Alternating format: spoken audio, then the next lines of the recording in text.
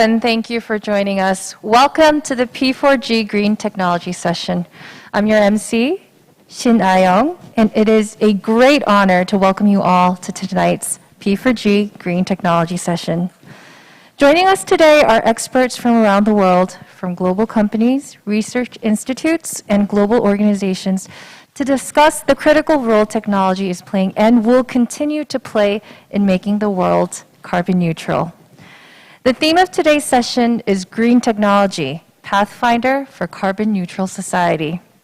As a special pre-session of the 2021 P4G Seoul Green Future Summit, we are excited to be leading discussions that will become building blocks for creating a greener, sustainable future. So thank you all once again for being with us today. Today's session is divided into 3 subsessions, the themes of which are action, challenges and opportunity, and partnership.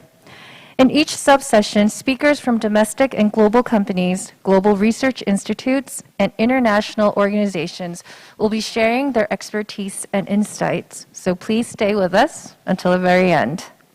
Before we start, Minister Im Hae-suk from the Ministry of Science and ICT has kindly sent us a video message. Here are Minister Lim's opening remarks. 안녕하십니까? 과학기술정보통신부 장관 임혜숙입니다. Good afternoon, I am Lim Hae-suk, Minister of Science and ICT of Korea. I'd like to welcome all participants joining this special session held under the theme Green Technology Pathfinder for Carbon Neutral Society. It is regrettable that we cannot meet in person due to COVID-19, but I'm glad that we can have this virtual meeting where the international society comes together to address climate change. My special thanks go to the keynote speakers and panelists of today.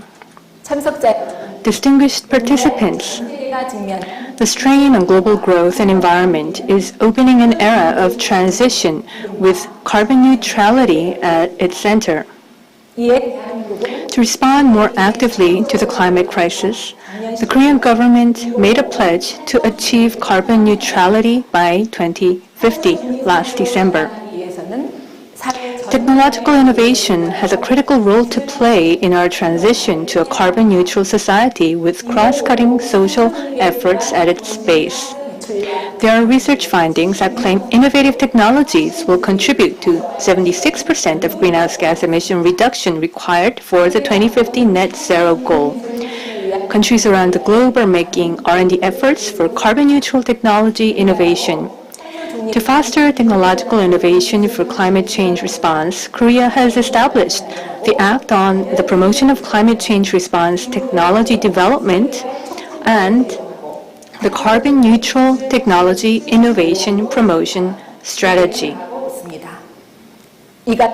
Building on these institutional foundations, Korea's public and private sectors will actively increase investments to complete an enabling ecosystem for carbon-neutral technology innovation.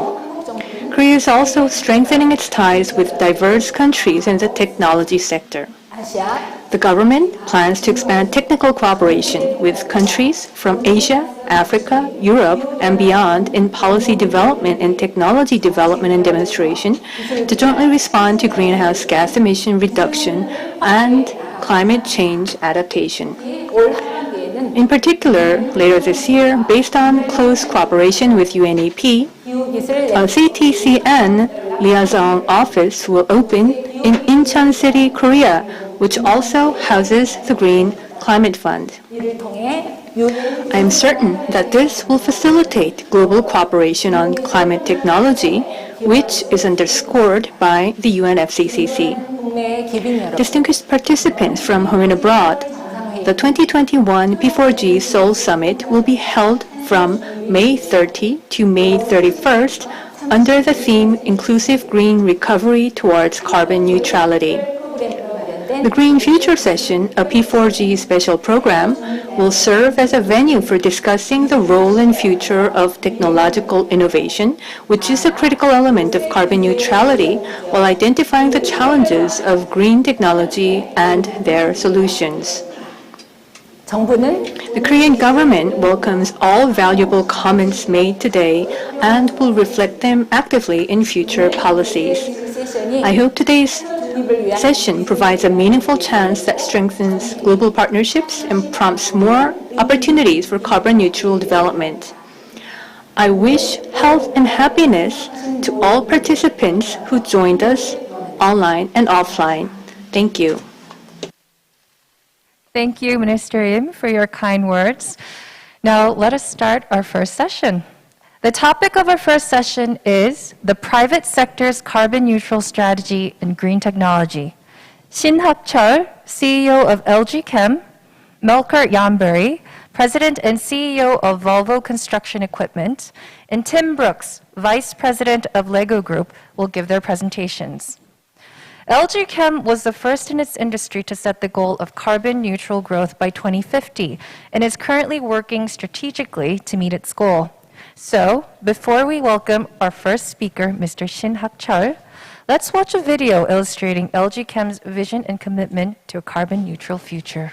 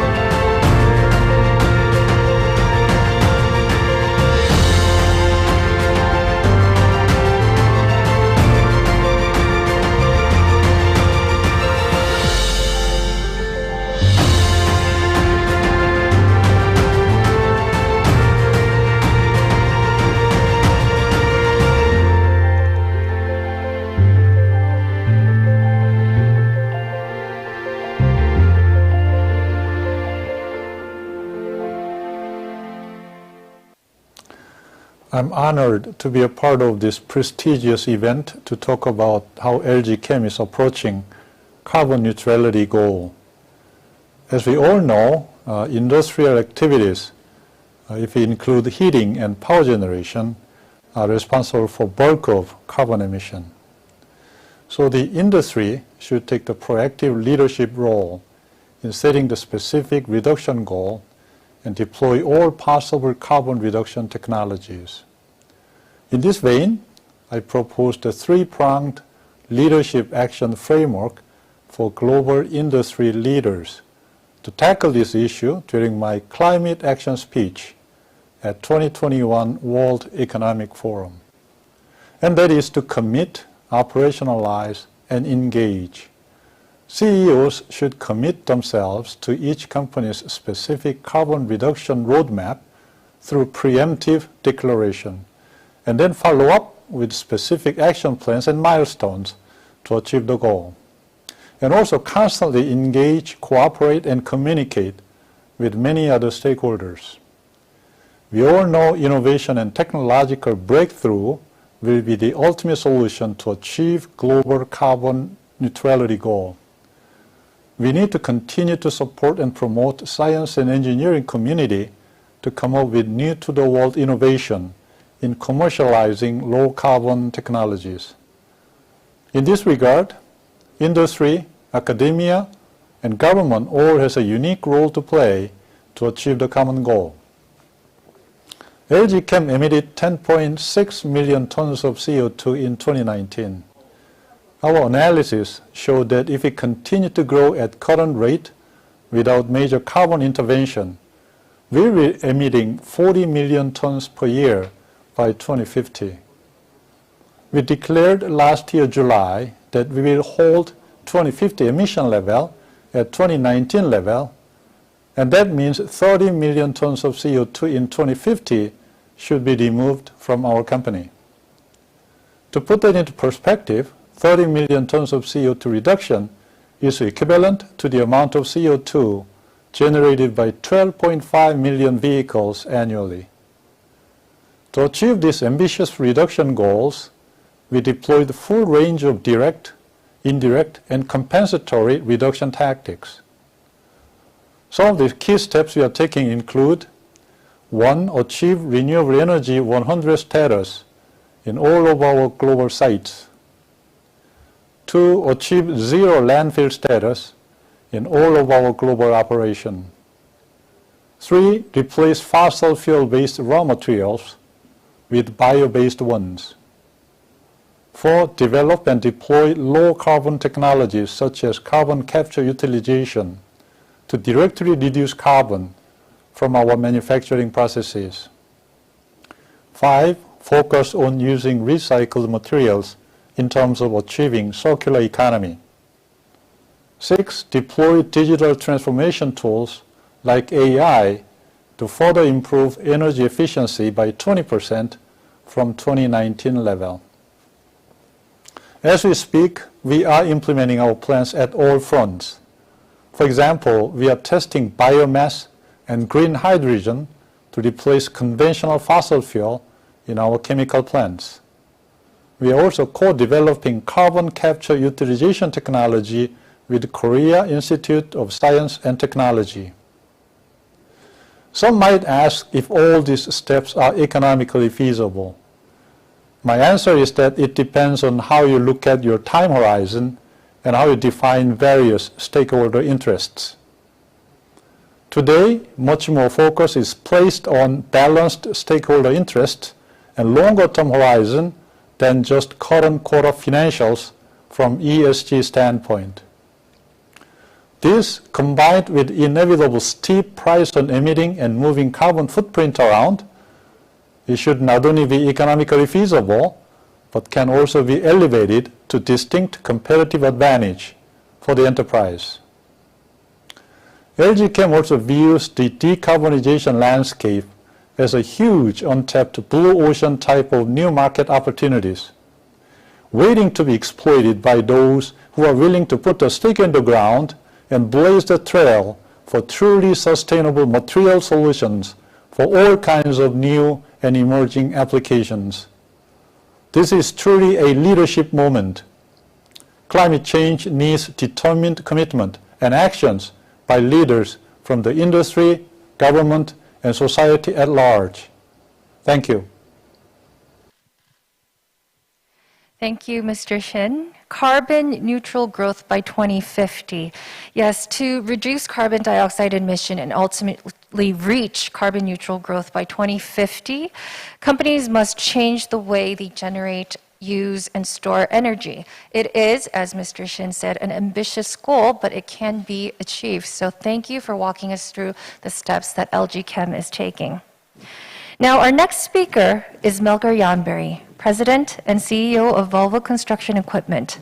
Volvo Construction Equipment is committed to building a safer, sustainable, carbon-neutral society through technology.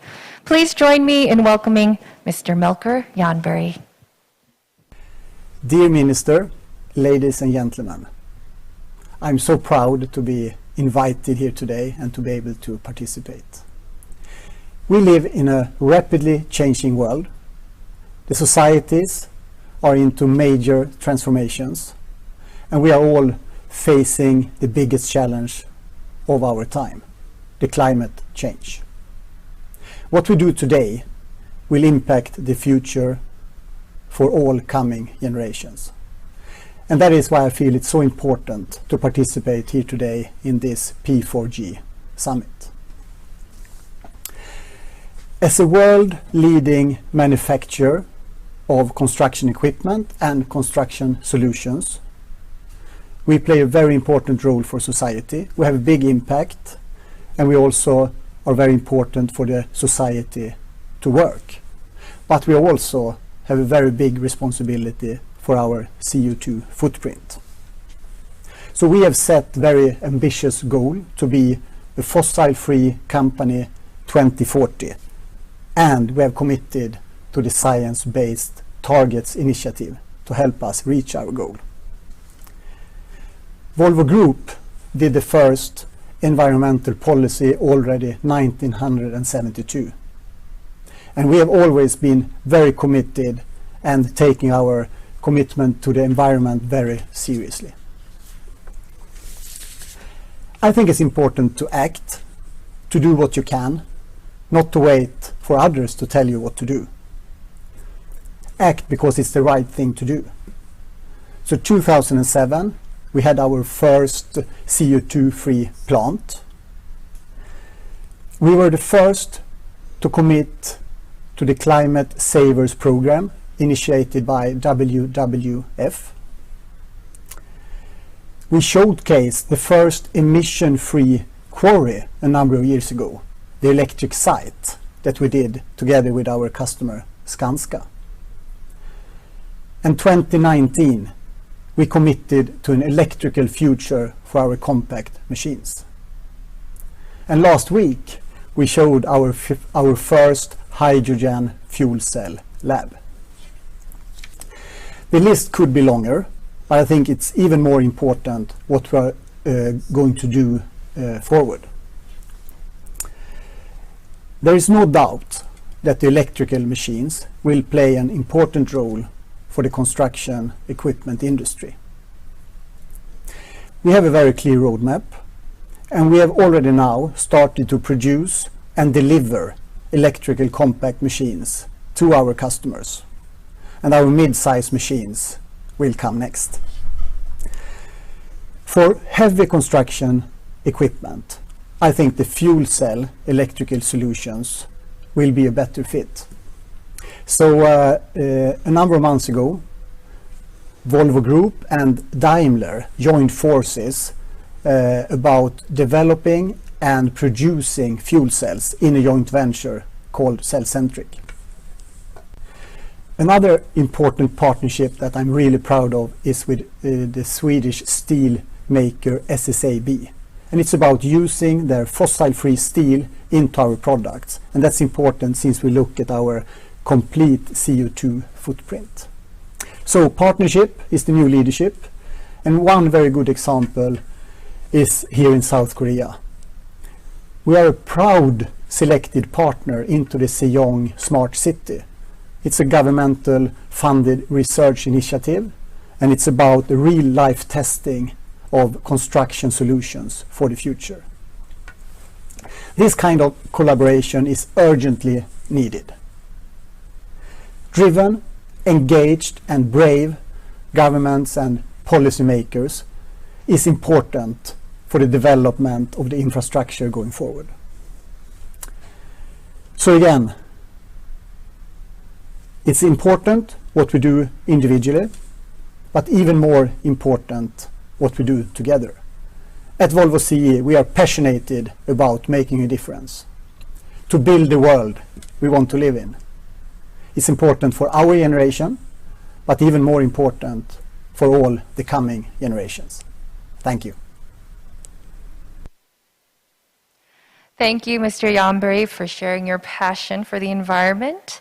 Volvo Construction Equipment's 100% net zero carbon dioxide emission goal by 2040 is sure to bring a better future for all of us.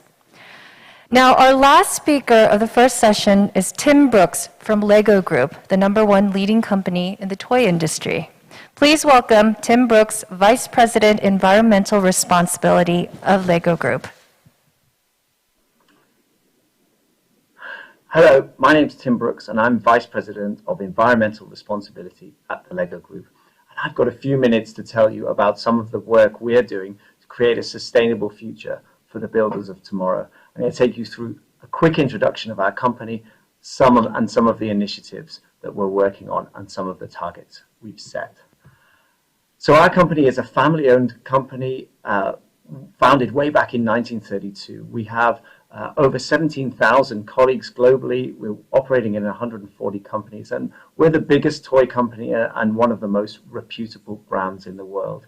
If you don't know our products, they are the most iconic interlocking Lego bricks. You'll find them across many ranges, both from Duplo product, which is for younger children, all the way up to adults. And we often say our products are for ages 3 to 99 and beyond. All of our work and our company philosophy is rooted in our brand framework, and that really puts children as our role models. Right at the center is our belief in that. Our vision and our mission is to inspire and develop the builders of tomorrow. We really believe that the children today, the skills and some of the thoughts and approaches they have, and we can help shape with them, will turn them into the adults and the leaders and the teachers and the parents and the police officers of the future. So how we work with children today and how we bring learning through play to them is critically important. And our vision in doing that is to be a global force for bringing learning through play. We believe that when children play, they learn. Underpinning all of our work is our 4 promises around making great products, our play product promise, treating our partners fairly, our partner promise, treating the planet in the best way and having positive impact, our planet promise, and treating our employees in the best way, which is our people promise. As I mentioned before, children really are our role models. We put them right at the center, and in return we get thousands of letters every year from children telling us some of the challenges they see in the environmental and social world, some of the things that they want Lego to play our part in doing and in taking care of the planet. And we find these letters so engaging. We pin them up on our notice board and we use them to inspire us every day. And it's really important that we live up to their expectations and do our best to show them that we are a responsible business. I'm going to deep dive on one of our promises that I mentioned earlier, which is our planet promise. And this focuses on a range of social and environmental responsible actions, coalescing or focusing around the 2 SDGs of 4 on quality education and as we work on learning through play, and SDG 12 on responsible consumption and production. And we really use those to drive all of our programs. I'm going to specifically dive onto number 12, which is our more environmental around responsible consumption and production. It's not all words. We've put significant resources behind sustainability and on the environmental and social agendas throughout the years, going back many, many years. More recently, announcing our investment of $400 million up until 2022, and those investments and focus will continue to 2032 when we're 100, and of course beyond as well. Specifically on our environmental agenda, we break it into 2 parts, circular economy and sustainable materials on the left there, and climate impact on the right. So we have committed to move towards circular products and packaging by design. We want to develop new business models that keep Lego products in play, and we're already piloting one of those, Lego Replay, which we have rolled out to Canada and the US, where we take back Lego bricks, we clean them up, and we donate them to charity, and we hope to roll that out to many more countries, and that keeps Lego bricks in play and out of landfill. We want to innovate on new materials. We're already bringing in bio-based materials into our portfolio, and we're actively looking at recycled materials for Lego bricks as well. We also want to remove single-use plastic from all of our packaging and products, and we have committed to do that by 2025. And our commitment is to use sustainable materials by 2030. On the climate side, we are running zero impact operations by 2022. That's our goal. We've already balanced our energy needs with renewable energy already in 2017. We also want to reduce our CO2 impact in our supply chain, and I'll talk about that in just a second, as well as zero waste to landfill by 2025. So a whole series of very, very solid environmental commitments to enable us to strive closer to that goal of zero environmental impact. We know that climate change poses one of the biggest risks to society and the planet, and we're committed to stepping up our efforts here. In yellow here, you'll see scope 1 and 2, and those are our own operations, and that's what we have already balanced with renewable energy with significant investments, nearly up to $1 billion through our parent company, Kirkby, on renewable energy infrastructure. On the green there, you'll see our scope 3 emissions. They make up about 90% of our total 1.2 million ton footprint of carbon dioxide every year. And that's where over the years you'll see us stepping up more and more in engaging with our supply chain, where of course the majority of those CO2, the CO2 sits. We've recently committed to a science-based target of 37%, just over 37% by 2032. And that requires us, of course, to go into our supply chain and take further action. And that will put the LEGO Group and play our part in keeping global warming within 1.5 degrees. So I hope you can see that we have a wide range of initiatives and very strong targets, all of which are really aimed to put children at the center and really try and do our part to take care of the planet for children today and for future generations. Thank you very much. Thank you, Mr. Brooks. Thanks to LEGO, our future generations will be able to learn about the value of clean society and green technology by simply playing with the 100% biodegradable and plant-based plastic bricks. Thank you to our speakers. This concludes our presentations for the first session. Now, we've put together a discussion session with our speakers. The panel discussion will be moderated by Mr. Tyler Roche. Tyler is the brand ambassador for the Worldwide Fund for Nature and the author of There Is No Second Earth. Take it away, Tyler. Thank you very much, Ayong. Hi there, everybody watching from home or work or wherever you may be. It's always great to be in a forum where we can actually have some in-depth discussion about how we're going to go about solving the climate crisis. Let's bring our speakers on the screen so that we can slowly move into our discussion. Thank you three very much for your presentations. I have two questions for each of you to reply to. So basically what I want to get into is how your companies came about making the decision to go carbon neutral and what your main priorities are. I know that you did touch a little bit on priorities in your speech, but for the first question, you know, you're all from very influential, very large global corporations. And a corporation is not an individual, right? So when you come to making decisions, you can't wake up the next day and say, oh, let's go carbon neutral. It's got to be a process. There's got to be tons of different factors that are involved for you to come to that decision. So what I want to know is, what is the underlying motivational factor that got your organization to say, we have to do this now?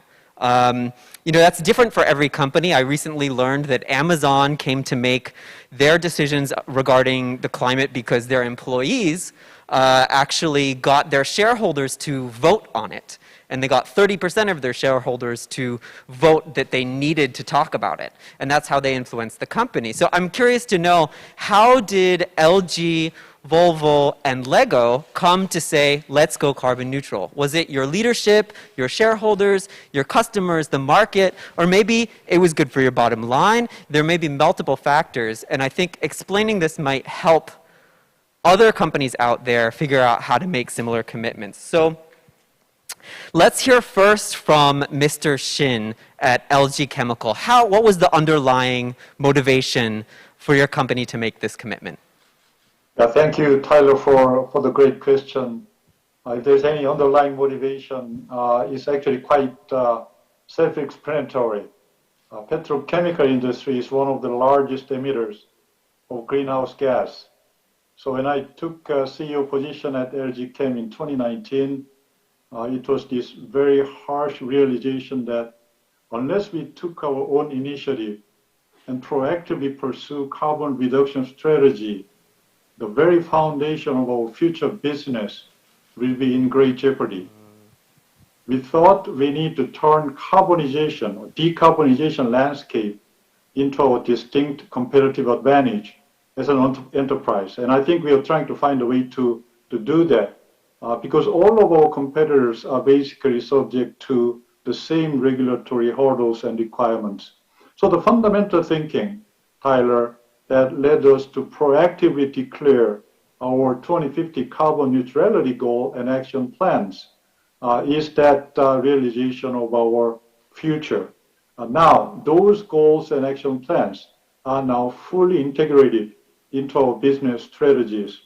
We are also planning to thrive in this low carbon economy by creating new high growth opportunities in many areas of eco-friendly products and solutions. So, in a sense, we'll act in agile and nimble manner to make this ambitious plan a reality.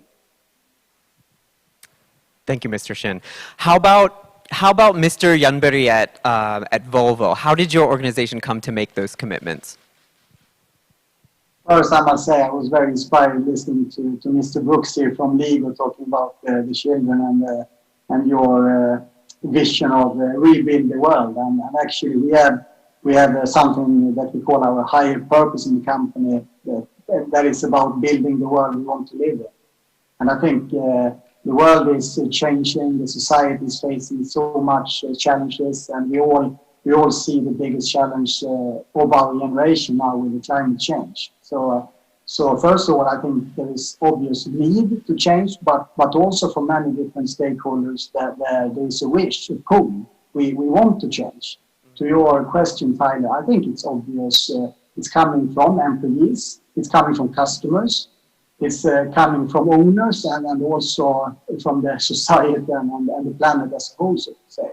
So as a big global company, I think we have a big responsibility to act, and we have a big responsibility also to hand over both the company, of course, but also the planet to the coming generations in a good shape. So when we talk about the higher purpose of building the world we want to live in, that's not only a slogan. It's something that really challenge, guiding us, and also motivate us a lot in the day-to-day work. Thank you. And how about you, Mr. Brooks? How did Lego come to make those commitments? Yeah, as I said in the video, I think we've been on this journey for many years. I think easily the late 90s, early 2000s, and we set our first energy goal back in 2006. But I think when we say we want to inspire and develop the builders of tomorrow, that has to mean something. I think historically that was about bringing learning through play and creativity, and it still is for the Lego Group. That's our core sort of function and reason for being. But to say that consistently and honestly and say, what is that tomorrow that children are inheriting? How can we as a toy company promote the idea that engaging with children turns them into these great adults of the future if we're not at all thinking about that future that they're going to inherit and our responsibility? And that's where it's rooted at us. And we certainly don't want adults in the future looking back and saying, those companies that we loved so much, what did they do for the world that we've inherited? How did they play a part positively or negatively? So that's where it's rooted. I think as a family-owned company, sustainability has always been part of our DNA and ambition. I think, as everyone else has said on the panel, it's a multifaceted reasoning as well. Of course, we know it's the right thing to do. It's anchored in children. It comes from, honestly, the thousands of letters we get. But of course, it's also, there is legislation coming, if not now, in the future, and we want to see more of that and more consistent legislation. There is, pressure, rightly so, from our retailers who sell our products, from parents. It's across the board, and we also need to amplify that even more, and those pressures. And I think we also look to other leading companies like the ones on the presentation slate here today as well. Thank you. It's actually really interesting to hear all three of your responses to that question, because even though sometimes the logic is a little bit different, it sounds like basically it's an existential decision, you know, as a corporation, you know, maybe it's for your business model or the industry that you're in, maybe it's multi-sector, or maybe it's, you know, as with Mr. Brooks, what you just said about Lego, it's almost philosophical in a way, but at the end, it seems that this climate crisis is really, it's really touching people, not just in terms of individuals, but also getting to corporations in terms of an existential sense. So when it comes to actually applying technology and achieving these commitments that your corporations are making, I'm sure, and I've seen in your presentations, we've all seen in your presentations that you do have some sort of specific goals and priorities. You know, multiple of you have mentioned landfills. Are there any specific actions that your corporations look at and say, these are absolute priority? We are taking these actions as 1, 2, 3, top 3 actions that we're looking at right now. Do you have any specific actions that your organizations view as utmost priority? Let's start with Mr. Brooks. Yeah, thank you. I think it is a 1, 2, 3 essentially. I mean, the first action we can take is getting our own house in order, and how can we be out there in the world trying to lead, trying to inspire if we don't have our own company in order. So we have been working, as I said, 2006 first energy efficiency target, ramping that up, really driving down our energy use, driving down our waste, targeting our waste to landfill, driving down our water use, plus adding in where we absolutely can renewable energy on our own portfolios, rolling out solar panels to all of our factories globally, ground source heat pumps, all of the relevant and appropriate renewable energy technologies as well. So that, you know, really trying to get to grips there. And then I think the second challenge is then coming into our supply chain. And that is the big challenge for us and many companies. 75, 80, 90% of people's footprint are sitting in the value chain, in the supply chain. For us, it's just under 90%. And that's where we're sort of starting to step up even more in engaging with our suppliers, trying to share knowledge, trying to create a collaborative dialogue there. And I think the third part, and arguably you can also say it's the first, is setting very clear goals and targets. Our science-based target is one of those. Just last year, committing to a 37% reduction on CO2 across our entire value chain. So for the very first time, communicating that to scope 1, 2, and 3, not just to scope 1 and 2. And those are, as well as all of the internal targets we have on our own performance. So, you know, if you want to reverse it, is set the targets, get your own house in order, and then really have that engagement with your supply chain, however hard that is. And it's not an easy thing to do, but you certainly do need to engage there. Right, talking about supply chains, you know, it's not just a question of what you're doing, it's getting everybody else to get on board with you. So then, how about Volvo? Mr. Janberg, what is Volvo looking at in terms of priorities? I know you mentioned in your speech partnerships with a zero fossil fuel steel company. That's actually really fascinating. What kind of priorities is Volvo looking at? First, you said it's about first setting goals and have great commitments, and we have committed now to become a fossil-free company by 2040, and by that contribute to the Paris Agreement, of course. But if I should simplify or take out 3 actions, because that is what you're asking for. One is that we have said already 2030, we should have 35% of our product sales electrical. And that will be both battery electric and also hydrogen fuel cell electric, depends on application and products. Secondly, I would say new kind of partnerships. We are focusing a lot on that. We are starting a lot of different partnerships within the industry, with academia, with governments and other companies. So I think that's very important in the future to have the needed speed.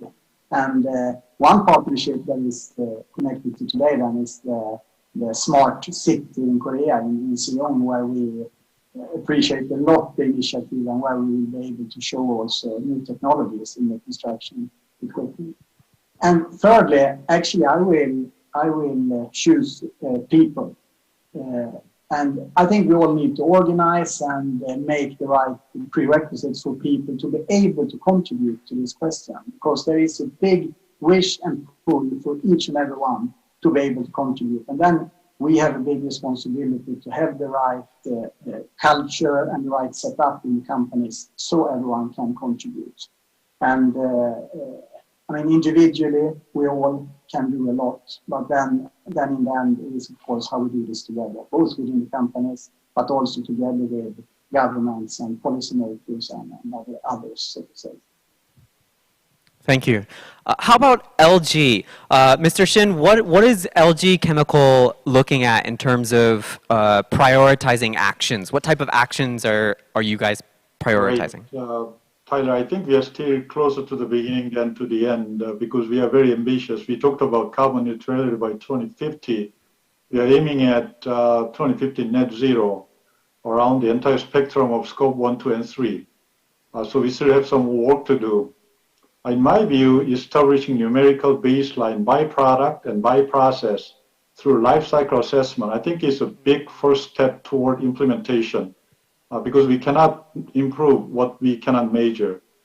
Then deploying engineering and R&D resources to enable direct carbon reduction from our manufacturing processes is a very big step in addition to scope 2 and scope 3 reduction.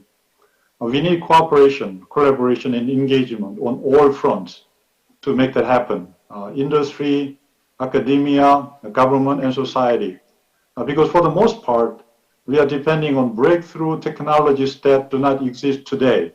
It has yet to be developed and commercialized to achieve our carbon neutrality goals. So we need shared vision and almost a dream in all R&D and engineering community for rising to the occasion and coming up with those breakthrough innovation solutions in low carbon technologies. And we also need decisive actions from the government and society in further enhancing renewable energy infrastructure in terms of availability and economics. Thank you. Thank you all for your responses. It's interesting because basically partnerships seem to be really important for all of your companies. I guess that's why P4G exists.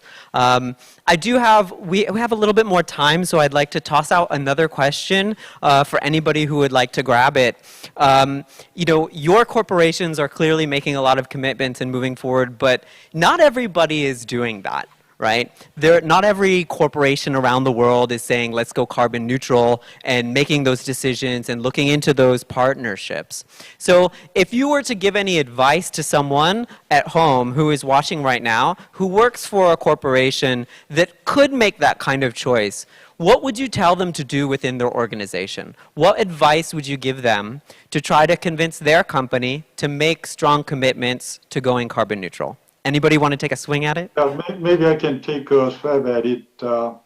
We talked about this as a matter of existential threat, and it is. There's no other way of describing it. And I think realizing that may not take a whole lot of effort by anybody in the industry. So the question is how to make that happen. So I think the CEO, the leader, should take a definite role in making that happen. And cascading down throughout the organization. And in that sense, my three-step proposal for CEOs to commit, operationalize, and engage, I think is a good framework to work from. Thank you. Maybe I just can add here to Mr. Chairman. I think the commitment is, of course, extremely important. I think also that we should be humble in the different speeds that different organizations will do this. And I think it's important to also have a debate and discussion inside the companies. Why are we doing this? Why are we committing to this? And why do we put up these actions and goals? And if the feeling in the company or in the management is that you do it just because you are forced to or someone else tell you to do it, then I don't think the result will be good. So it's better to wait a number of months or something and then you commit to something that as a management but also as a whole company that you can achieve. So not stress to the commitment, but it's better to walk it through first and then do a real commitment that you can fulfill. Thank you. Mr. Brooks, do you have anything you'd like to add? Yeah, I think, covered already, but definitely I think working top down and bottom up within an organization, what are the leadership principles? What do the leaders of your organization hold themselves accountable for on climate? And hopefully you're going to get that leadership, and hopefully you are able and empowered to write to your leaders or engage with them if you're not getting that leadership. And then I think there's the other part of it is working bottom up as well. What can you do in your area of your business, whether that be procurement or engineering, and that's certainly where we see a huge amount of groundswell in LEGO of people really grabbing hold of this agenda. No doubt empowered by our leadership, no doubt empowered by our family-owned company, but really grabbing hold of it themselves. Myself as a sustainability professional, in my small team, I can't change our company on my own. I need everybody, all 17,000 employees, to play their role. And in LEGO Group, they are really stepping up to do that and taking that mandate themselves. And I think even if you don't have that senior level leadership, can you start at that bottom? And what difference can you make in your department and your area? Tyler, can I just add one thing? It's not a commercial at all. It's about partnership. And actually, we have a great partnership with Lego. So we are building and seeing a lot of this, talking about rebuild the world or building the future we want to live in. So thank you for that great partnership as well. No, and I think that's part of it. I didn't even get to the models and the ability to engage children, whether it be through Volvo or through our partnerships with building model wind turbines and all kinds of things of how we can engage in a fun and playful way as well as part of our leadership position. That's a great success, by the way. Yeah. Thank you so much. Actually, this is all the time we have for this session, but I can tell that all three of you are very passionate about what you do. I'm sure that your commitments and your actions in your companies will be very inspiring to people who are watching this discussion today. Thank you so much for participating. Thank you so much. Thank you. Well, that was inspiring. And that's not it for today. We have 2 more discussions coming up. I hope you're looking forward to it.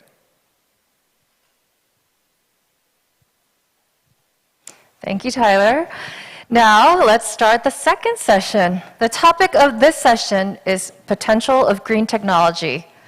From the policy and technological development point of view, we will examine carbon neutral policies of forward-thinking governances such as that of Sweden, Denmark, and the European Union, and discuss why, especially from the developing countries' point of view, technology transfer is so important. Our first speaker is Måns Nielsen, Executive Director of SEI, Stockholm Environment Institute. Stockholm Environment Institute is a global environment policy research organization. Let's welcome Dr. Måns Nielsen. 30%. That's how big the share of industry in global CO2 emissions is. 30%, a significant number that is set to increase as the world seeks to industrialize. But instead, the number has to go down. The IPCC's so-called 1.5 report showed that catastrophic climate change can only be averted if we reach net zero emissions by mid-century. That is also the goal that countries committed to in the Paris Agreement. The good news is that governments and companies in a wide array of industry sectors are working on reducing their emissions. And this is precisely what our joint study with the Green Technology Center in Korea and the Leadership Group for Industry Transition, LEAD-IT, is analyzing. The study is an important contribution to help overcome hurdles and share insights. It brought together Korean experience with EU, Swedish, Danish, and UK experiences. We see the transition all around us, whether it's the construction sector in Sweden, where I come from, the cement sector in India, or the chemical industry in Japan. Companies and industry associations are producing and implementing roadmaps in which they set out their pathways and action plans to reduce emissions. And you can go and see these roadmaps yourselves in the transition tracker commissioned by the Leadership Group for Industry Transition, or LEAD-IT, as it's called, which is hosted by the Stockholm Environment Institute. Right now, the transition tracker shows only one roadmap for Korea. It's the government's national roadmap for greenhouse gas reductions by 2030. But this is about to change as we speak. The Green Transition Alliance brings together Korean companies with Swedish ones, with Scania, Volvo, or IKEA, to name just a few. Although 13 Swedish companies have committed to sharing their experiences in developing transition roadmaps. The Swedish companies developed their roadmaps with the support of an initiative called Fossil Free Sweden. This example showcases the first success factor out of 3 that I want to mention today. Success factors drawn from our joint study with GTC and the experiences from Lead It. So the first one is international cooperation. This is key for bringing emissions from industry from 30% down to net zero. And we see this not only bilaterally between Korea and Sweden.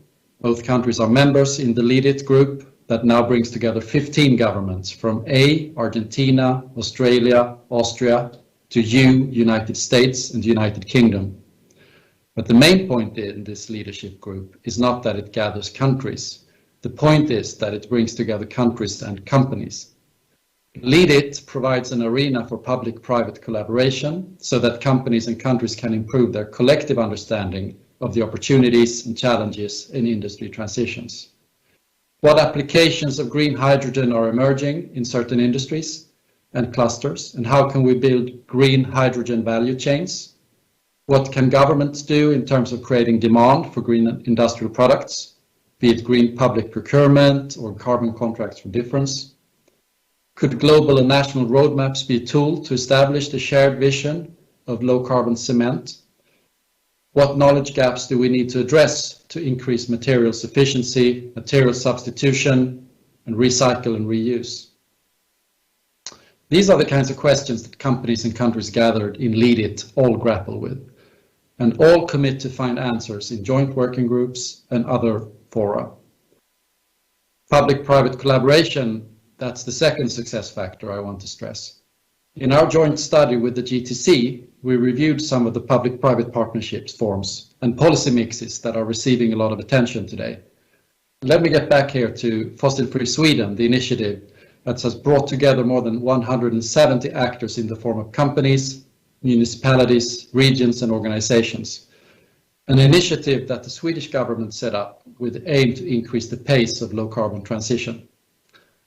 In 2017, they initiated this program to cooperate with business and industry sectors to develop their own roadmaps for fossil-free competitiveness. Through this program, 22 industry transition roadmaps were developed by the Swedish sectors to show how they can enhance their competitiveness while at the same time reaching climate neutrality. Industries set their own targets and milestones, and they are responsible for the visions and proposals to remove the obstacles that are presented in the roadmaps. And government actors that were informed about this through the connections with industry partners, they are asked to support this transition by putting incentives and enablers in place. This brings me to the third success factor, public policy. You will agree that major systemic shifts are needed to achieve net zero emissions. And of course, while it's absolutely crucial that private stakeholders do their bit to shift, governments play an essential role to put in place a policy environment that allows companies to shift. Subsidies, carbon pricing, the right regulatory frameworks. This is a big piece of this puzzle, but also R&D policies, innovation policies, and creating niche markets to allow the new solutions and technologies to grow. These instruments are at the government's disposal, and our joint study with GTC shows that the mix of policy measures are needed. Using these instruments in a coordinated and coherent manner creates the stable conditions and dependability which private actors need. So policy, public-private partnerships, international collaboration. These are the three success factors to get industry to net zero by mid-century that I'd like to leave you with for now. In the panel discussion, I look forward to diving deeper into the question about policy, what it can do to encourage technological development, what developments we're actually seeing today that are changing the industry landscape and that are kind of impacting the potential of industry to decarbonize. Thank you. Thank you, Dr. Nielsen. Through Lead It's example, we were able to learn that global cooperation, public and private partnership, and international collaboration can constitute three very important components that makes up the vehicle that will drive us toward, that will move us toward a carbon neutral future. I look forward to hearing more about it in the panel discussions. And it's also very encouraging to hear that SEI and GTC jointly published a policy brief specifically for the P4G Green Technology session. From what Mr. Nielsen has told us, it promises to be a very good read, so I, for one, cannot wait to read it. Now, it's time for our next speaker. Our next speaker is Raimund Neugebauer, President of Fraunhofer Gesellschaft, Europe's largest application-oriented research organization.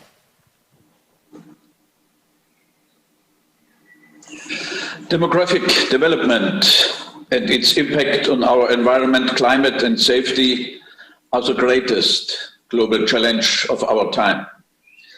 With the 2020 agenda, member states of the United Nations, including the Republic of Korea and Germany, have therefore committed to 17 global targets to create a better future and preserve the natural foundations of life over the long term, without losing the balance of economic, ecological and social aspects.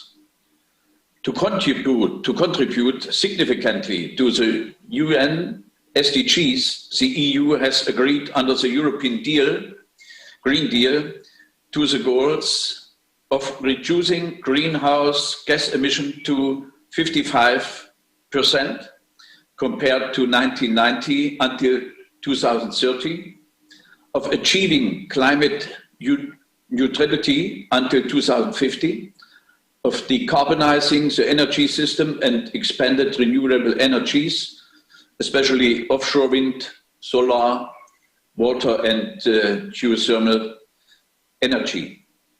To achieve a greener EU economy, promoting innovations through research plays a key role. To create new innovative value chains, we need to deploy and showcase new technologies on a massive scale in all sectors and throughout the single market. Green innovations that reduce resource use and minimize negative environmental impacts are the key for creating sustainable value. Circular economy, energy and resource efficiency are hallmarks of action which are implemented by technologically diverse green innovations, for example, artificial intelligence for process and resource optimization, the use of green hydrogen or renewables for the reduction of fossil-based resources and emissions, green computing technologies for more energy efficiency, bioeconomy, bio-based materials to substitute fossil-based resources, as well as HPC and quantum computing for energy-efficient computing. In the following, I'd like to shortly address excellent activities on these topics. For the use of hydrogen, Fraunhofer has developed the action plan for fuel cell production and established an internal hydrogen network with over 30 Fraunhofer institutes. From an environmental and user-oriented view, fuel cells and hydrogen technologies have an advantage. However, sale price and infrastructure are market entry barriers. To address market issues, hydrogen production has to be cost-efficient, scalable and clean. To do so, Fraunhofer has several research projects, like NEO PEC, a tandem module for decentralized hydrogen supply due to photocatalytic water splitting, which not require electrolysis and is therefore much less expensive. For efficient storage and transport of hydrogen, Fraunhofer has developed a hydrogen storage substance called power paste with an exceptionally high specific energy and energy density for PEM fuel cell applications. This enhances the range for cars, vehicles or drones. Hydrogen technologies have to address the need of industry. Therefore, Fraunhofer implements a globally unique pilot hydrogen labs in several cities: Leuna in the near of Leipzig in Germany, Görlitz in the borderline to Poland, and Bremerhaven in the north and at the northwest coast, with an output of 26 megawatts. In the field of high-performance computing, Fraunhofer contributes within Euro HPC initiative to a modular computer architecture, performing high complex scientific calculations much more energy efficiently with the stencil and tensor accelerator STX. Fraunhofer offers an accelerator processor for complex simulations, which can be used to improve energy efficiency through finite element calculations, for example. In the field of quantum computing, Fraunhofer is running the first German and European quantum computer with access for industry and research, allowing complex ecological, chemical and climate simulations or process and energy optimization to further increase sustainability. In the context of solar energy, Fraunhofer does research on the key topics of photovoltaics and systemic issues of the energy transition. Our scientific excellence is demonstrated by 4 world records in the field of photovoltaic technologies. This includes, for example, the efficient record for multi- and monocrystalline silicon of 22.3 and 26%, and a quadruple solar cell under concentrated sunlight of a remarkable 46%. Together with industry partners, Fraunhofer has continuously increased the efficiency of solar modules and developed process technologies necessary for high through output and reliability. Only together can we find answers to global challenges such as climate change. The expansion of international cooperation and technology partnerships is important, strengthens the transfer of knowledge and set new impulses for Germany and our international partners. Germany and Korea are already cooperating in the development and establishment of hydrogen technologies. Therefore, I'm very pleased that our Fraunhofer Representative Office Korea will establish a German-Korean hydrogen network this year and set up a platform where experts from both countries will meet to exchange ideas and identify topics for effective cooperation in hydrogen technologies. With focal points for Fraunhofer, for Germany, for Europe, and for the whole world, we are making a key contribution to meet European and international sustainability and climate goals, and even more importantly, to protecting planet Earth over the long term. Thank you. Thank you, Professor Neugebauer, for sharing with us Fraunhofer's priorities, values, and also the challenges that it currently is facing. Cost is an issue, we cannot deny that, but we should always remember that creating a carbon neutral society is in all of our best interests, so it should always be a collective effort. So thank you for that. Now it's time for our next speaker. Our next speaker is Mez Nipper, CEO of the world's largest offshore wind power company, Ørsted. Allow me for the next 5 minutes or so to share 3 things with you. First one is to share about the transformation that Ørsted has gone through as a company from being one of the most fossil fuel intensive utilities in Europe to now one of the world's renewable energy majors. Secondly, to take a view at what are some of the opportunities and challenges that lie ahead of us. And finally, what would be some good advice to business leaders all over the world to ensure that we all contribute with what we can to a more sustainable world. Let me take you 10 years back from when Ørsted was a utility that actually had 85% of our total energy generation from fossil fuels. At that time, we said, this is an unsustainable path. This is not going to work. It's not a future-proof business model, and it's not what we want to leave behind to the world. So we ended up making 2 bold visions at that time, saying that by 2040, we would reverse that and say that at least 85% of our generation would be renewable. So going from 85% fossil fuel based to 85% renewable in about 30 years' time. And secondly, we said that our major strategic bet, namely on offshore wind, we would take on the challenge to bring the power price down to a price per megawatt hour of less than €100. At that time, very few, if any, believed that any of that was possible. But now, less than a decade after that, actually by 2016, we reached a power price that was below €100 per megawatt hour for offshore. 4 years ahead of time of a 10-year journey. Something that nobody thought was possible in 10 years was possible in 6 years. So an exponential change. And secondly, by now, so by 2021, we've actually already decarbonized Ørsted by 86% of where we were 10 years ago. So also a much faster decarbonization. And as a matter of fact, we have 90% of our total energy generation being from renewable sources. So way ahead our 2040 ambition in 2021.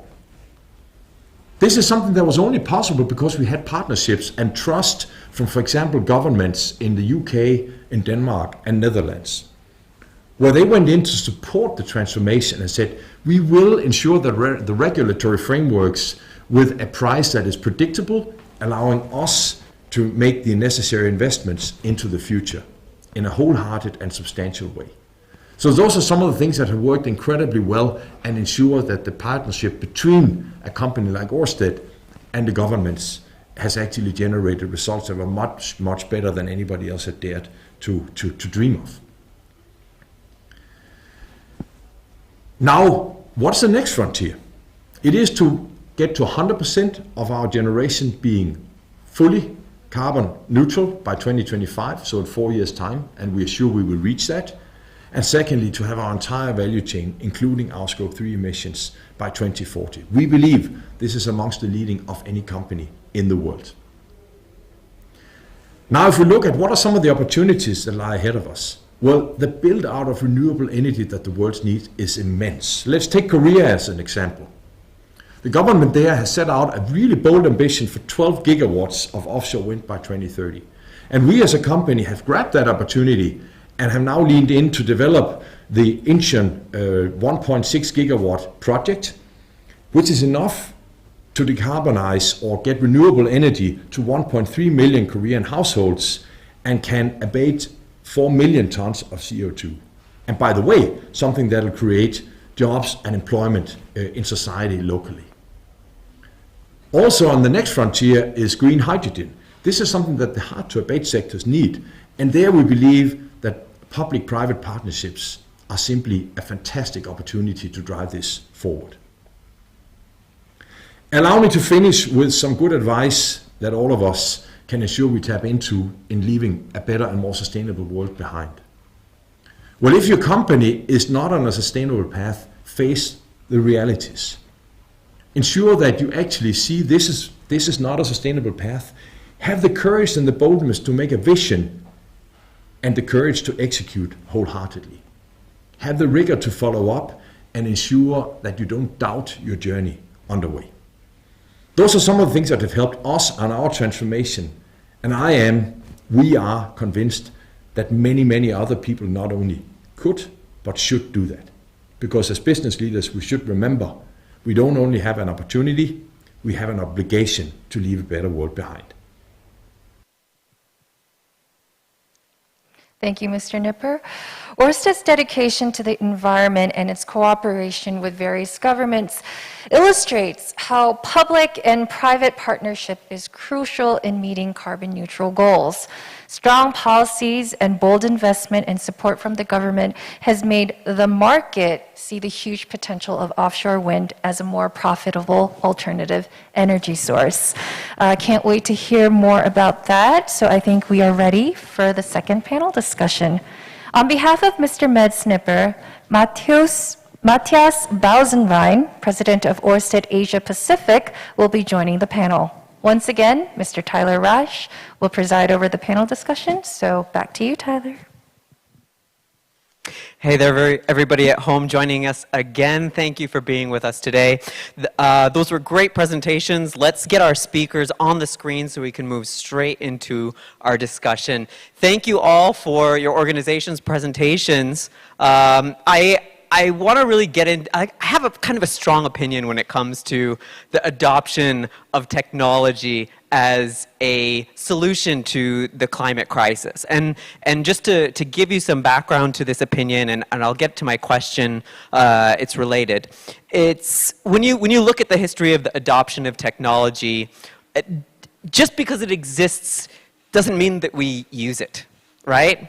So, for example, Augustin Mouchot developed a solar-powered steam energy generating facility and made it public in 1869, right? So clearly that may not have been financially viable at the time. Maybe there were reasons for which solar power didn't really make it into a steam energy-based economy when we were also looking at fossil fuels.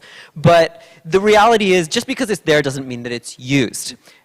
So nowadays you see oftentimes, in the private sector, also in the government sector, John Kerry mentioned not too long ago that half the technologies that we need to address the climate crisis don't yet exist. So there's kind of this back and forth between we need to reinvent the wheel and, well, we already have a wheel, why aren't we using it? So what I want to ask all three of you, because you're all in different sectors, you're in policy, you're in academia, you're in the private sector. So when it comes to adaptation of a technology that can help reduce carbon pollution and our impact in the environment. When it comes to adaptation, what do you think is being adopted right now? What is actually viable and being adopted right now? And what, if it is not being adopted, what technologies should be implemented immediately and what practices would go along with that? If you could speak to this, what types of technologies and practices are being adopted and which ones should be adopted, that would be really helpful. Let's start with Dr. Nielsen. Thank you so much. Thank you for a good question. The issue of technology adoption is kind of a wide-ranging topic, and you might want to place the different technologies on a kind of maturity scale where things that are highly adopted right now and are reaching market maturity include things like renewable electricity and also electric vehicles. Whereas things that are just in the kind of inception, takeoff, niche stage would be things like hydrogen storage and green hydrogen production.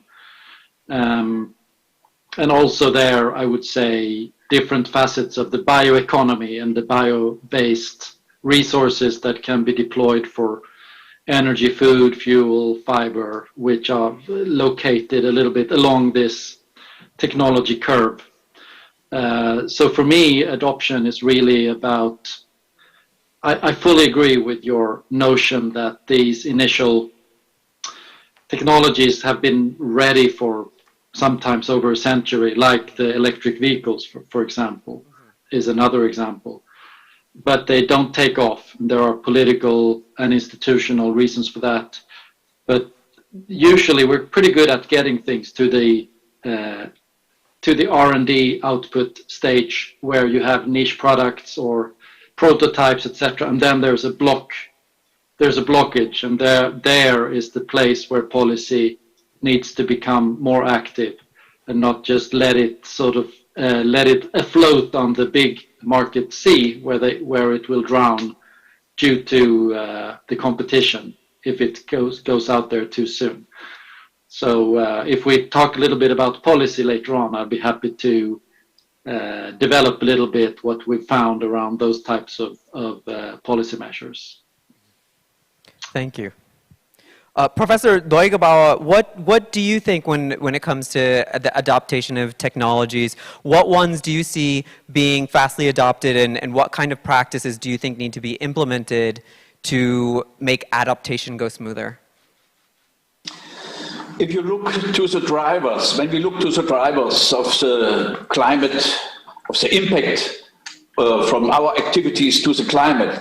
And then we can see the highest impact comes from the development of from the demographic development.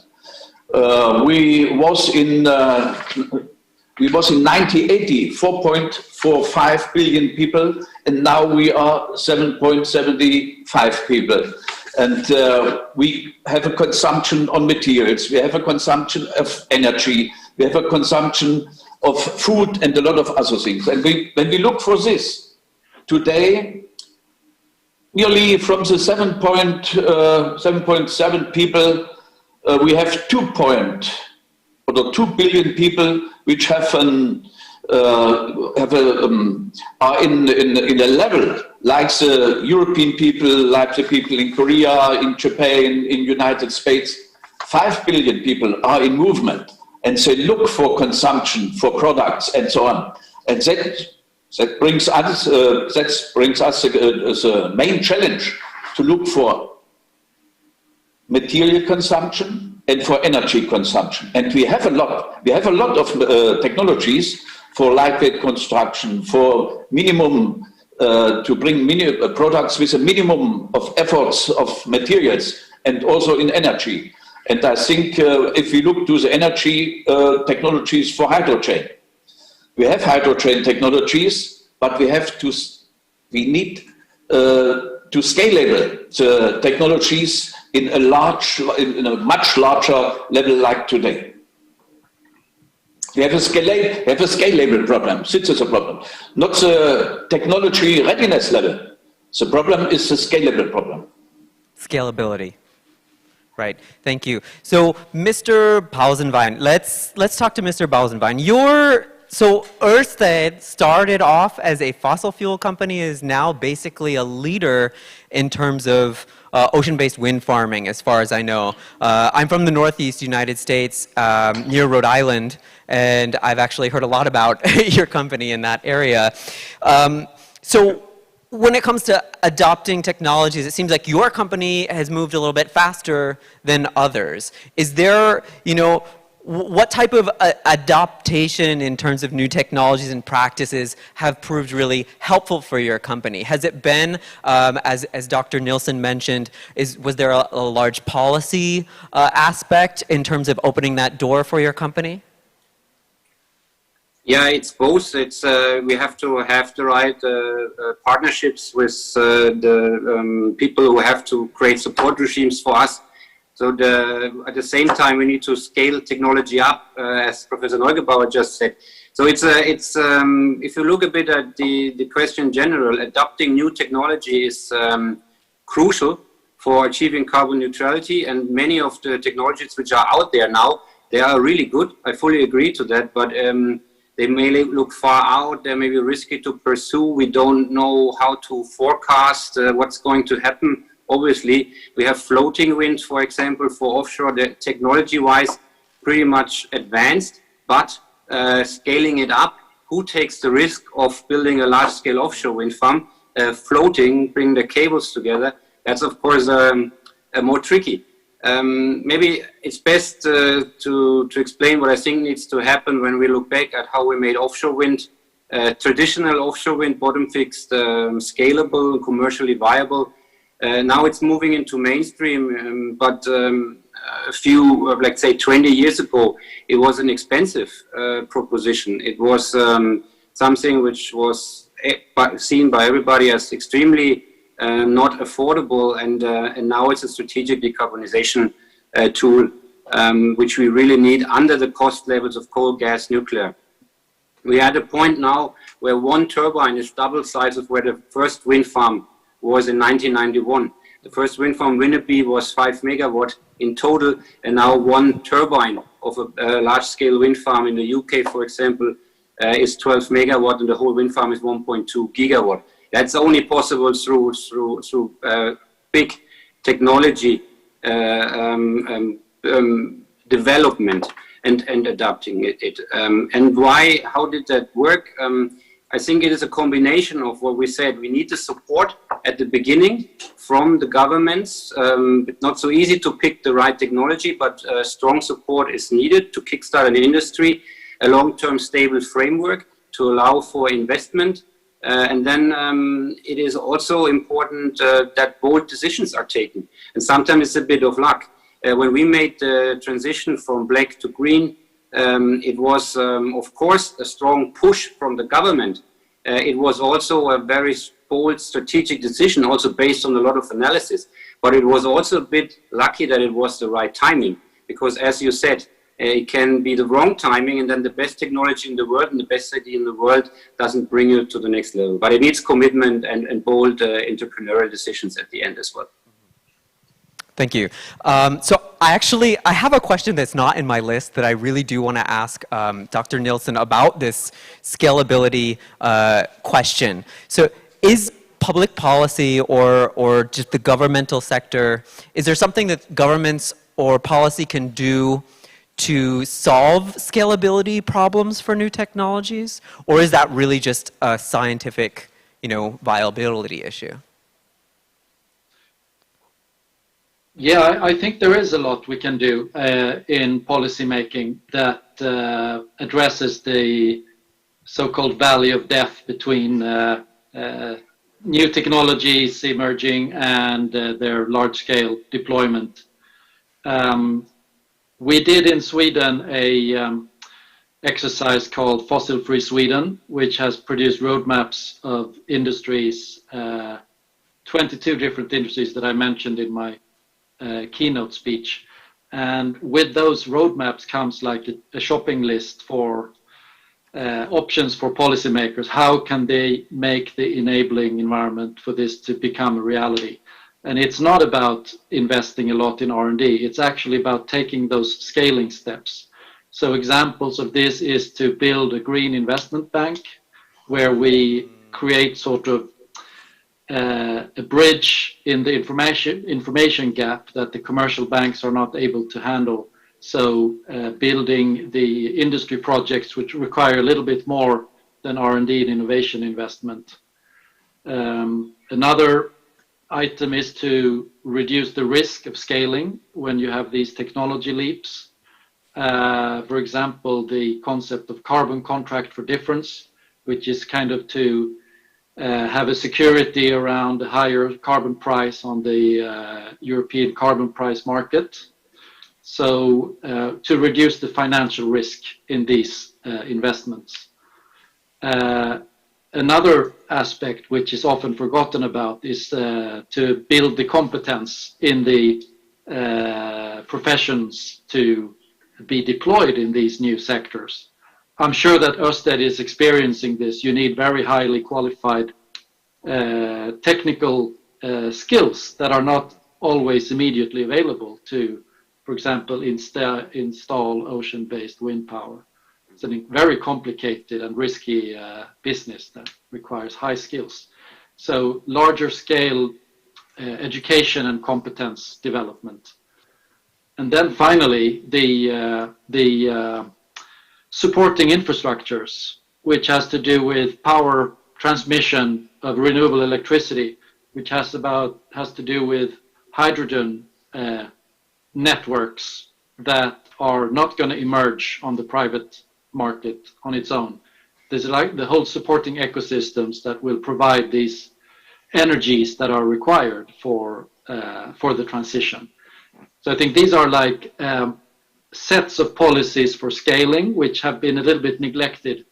And that has been the most rewarding thing about the fossil-free roadmaps in my country, is that they have come into the spotlight more clearly, because the solutions and technologies are there, and they are just standing there waiting to take off. But there are a couple of things that need to happen before they can really move.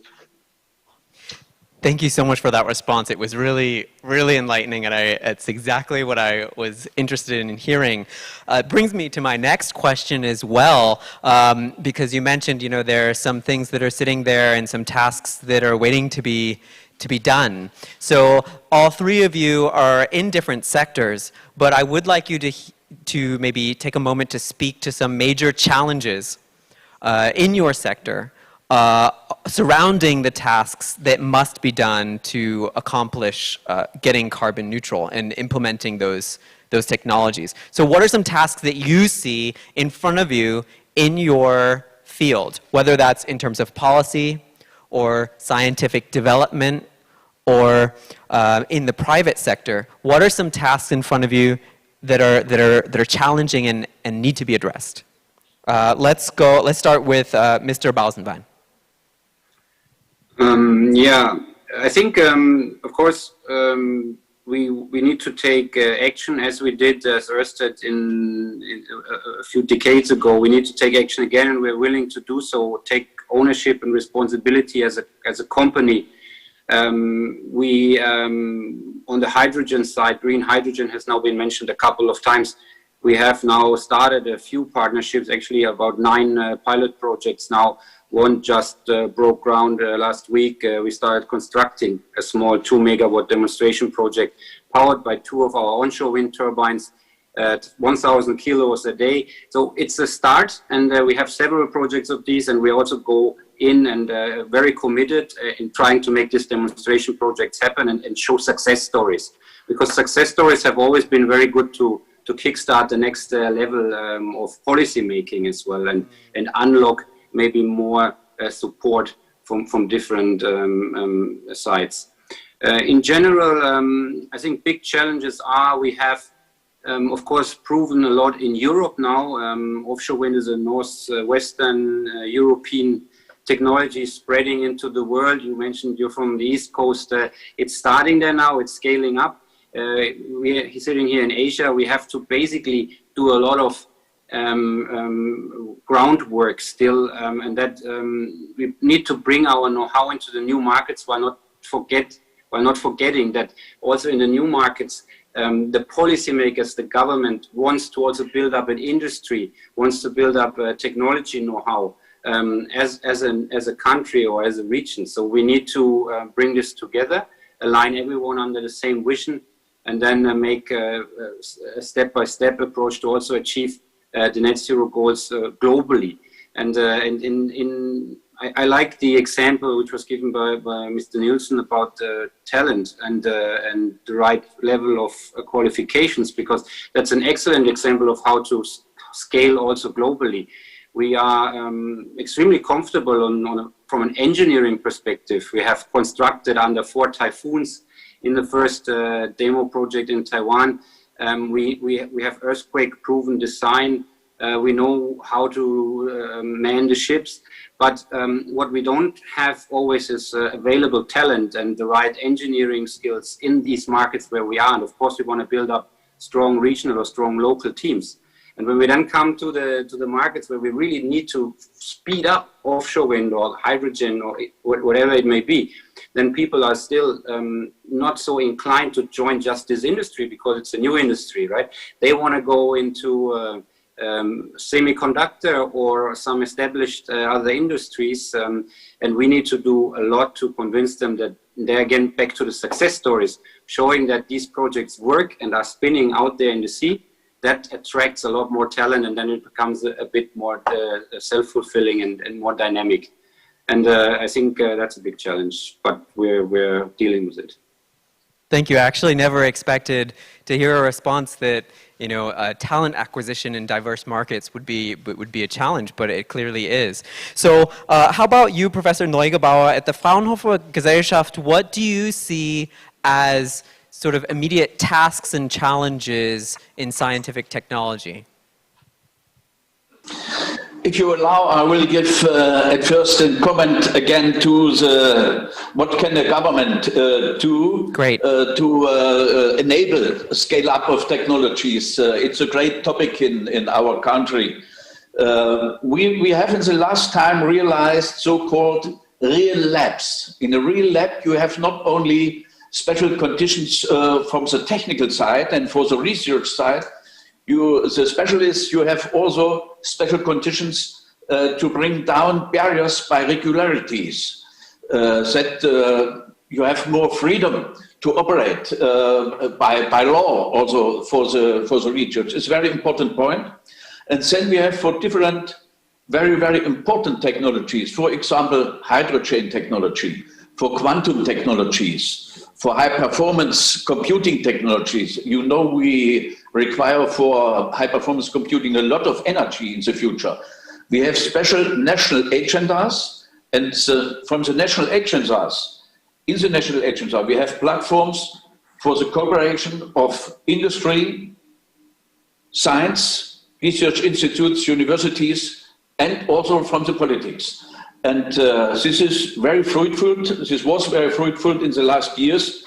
And often this leads to important projects of common European interest. And then we get a strong push for the industry, and we scale up a lot of technologies. And I think this is a very excellent tool from the national side and also from the European side. And your question, what have we to do in science? Of course, also the research organizations have to look for your own consumption of energy and resources and so on. And in our case, for the Fraunhofer Gesellschaft, we have decided that we have also started a lot of activities that we bring Fraunhofer until 2030 to neutrality for carbon dioxide. Thank you, Professor Norgebauer. And lastly, Dr. Nielsen, what do you see in terms of immediate tasks that need to be addressed or challenges that need to be addressed in terms of policy? Yeah, very high on the agenda right now is to find ways of sending, sort of having consistent signals to investors and the financial system. What is green investment and what is not? This is a very hot topic with the EU taxonomy, but it's also very complicated as it turns out. As you'll have, it's not just like a green sector, but it's also industries that are currently not so green, but they are in a transition. And what does that pathway look like? And what is a good pathway and what is not? Super challenging policy and research work to do. And I'll say another one is carbon border adjustments, which we've touched upon in the joint study with the Green Technology Center. It's a principally sound economic idea that has been around for 3-4 decades, but which is now becoming very urgent as we are witnessing the transition in heavy industry. And the EU has a sharp policy proposal.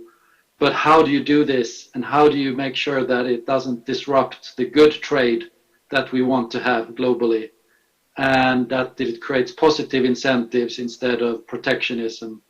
This is a real puzzle to work on for us and others over the coming years. Thank you so much for your response. You know, just speaking with you guys today has just been such an honor, and I would love to spend so much more time speaking with you because it's so fascinating. But unfortunately, that's all the time we have for our discussion at this moment. Thank you so much for joining us from different time zones. Everything that you've said has been very informative, and I hope everybody who's watching right now follows all of you on LinkedIn or Twitter or whatever it is that you're using. I certainly will do the same. Thank you so much for joining us. Wow, yeah, this is amazing. Can I just geek out for a second here? This is just so cool. So much to learn about, and really solving this problem is very interdisciplinary. I'm sure everybody watching at home right now is also being really inspired by our speakers, and we have another group for you, so please stay tuned. Thank you, Tyler, and also for geeking out. You're allowed to do that. Now let's go on to the third and final session. The topic for the third session is partnership to facilitate global carbon neutrality. And to help you visualize what we mean by that, we've prepared a short video. Let's watch.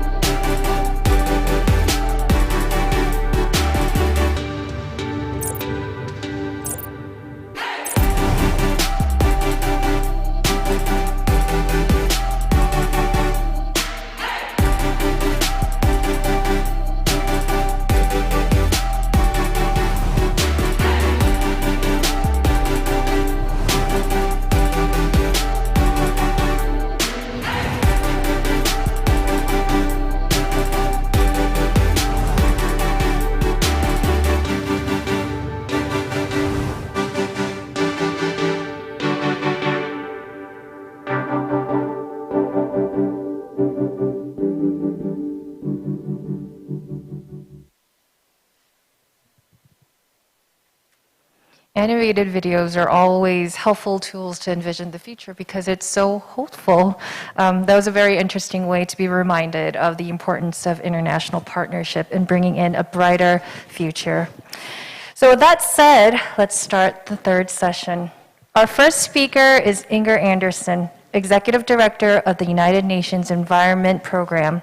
The UNEP is the leading global environmental authority, and it sets the global environmental agenda and serves as an authoritative advocate for the global environment. Please welcome Executive Director Andersen. Thank you for inviting me to speak at the 2021 P4G Seoul Summit. Special thanks to the Korean Republic's Ministry of Science and ICT for convening this session on the role of green technology in driving us towards a net zero future ahead. Look, the science is clear. Without action, without transformation in our food systems, in our energy systems, and in how we produce and consume, we're headed to a world that is warmer by more than 3 degrees Celsius by the end of the century. Even as we suffer through the tragedy of the global pandemic, this is a world we cannot begin to imagine. But the good news is that science has told us what we need to do. We need to reduce emissions by 45% by 2030 and to reach net zero by 2050. The biggest responsibility for this transformation rests with the G20 countries, which account for 78% of all emissions. We must use the COVID-19 stimulus and recovery packages to kickstart a green recovery because we have the technology to decarbonize. Investing in proven and cost-effective technologies such as solar and wind energy, such as green buildings, smart grids, green infrastructure, efficient appliances, and circular technologies that allow us to retain the value of resources is good for business, for jobs, and for the environment. And here I congratulate the government of the Republic of Korea for one of the strongest green recovery programs announced in 2020, which includes a move to a green digital economy. There's much that we can do, so allow me to highlight 3 big opportunities. First, energy efficiency is a low-hanging fruit to solve the climate crisis. Technologies that improve the energy efficiency of every appliance and building that draws power are available and offer us an important short-term measure to reduce power demand while we shift to renewables. And second, as our planet continues to warm and as power demand soars, we must invest in and popularize better cooling technologies. Technological solutions that are nature-based, sustainable, and integrate cold chains or passive cooling solutions in buildings are critical. And I'm pleased to hear of the Korean government's efforts in this direction. And third, as the global methane assessment released by UNEP and partners just a few weeks ago revealed, technologies to contain methane emissions can avoid nearly 0.3 degrees Celsius of global warming by 2045. But technology must travel along with the funding that makes it possible. Technology must be relevant and customizable. Technology must be affordable. Technology must be available to all, or it simply won't work.